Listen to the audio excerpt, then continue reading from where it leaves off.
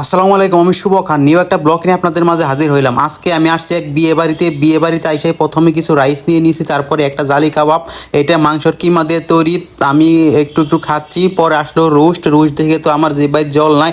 দেখেন কত premium roast, অনেক সুন্দর, অনেক সুস্বাদু। রোস্টটা ধরে হাত দিয়ে একটু জাতা দিলাম, রোস্টটা ছিঁড়ে গেল, মনে হচ্ছে অনেক সফট। আমি রোস্টটা একটু টেস্ট করে নিলাম, লুবনীয় টেস্ট, অনেক সুস্বাদু।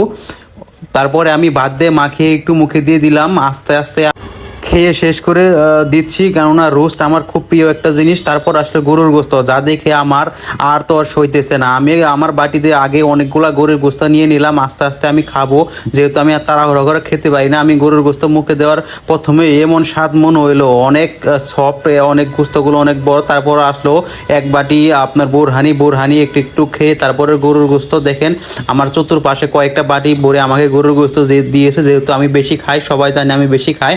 ওখানে কিছু জর্দা আছে, আমি জর্দাটা পরে খাবো। গরুর গোস্তর টেস্টটা লোভনীয়, অনেক সুস্বাদু। আমি অনেকটা হাড় নিয়েছি, হাড় খেতে আমার ভালো লাগে। গরুর গোস্তের বাটিটা দেখেন আমি কি খাদক, আমার সামনে গরুর গোস্ত বাটি দিয়েছে। আমি বিয়ে বাড়িতে খুব মজা করে খাচ্ছি, যেগুলো আমি শেষ করে ফেলছি। রোস্ট শেষ করে ওখানে আমি হাড্ডি হাড়গুলো রাখছি, এখানে অনেকগুলা লোকজন খাচ্ছে, সবার মাঝে খাচ্ছি আমি।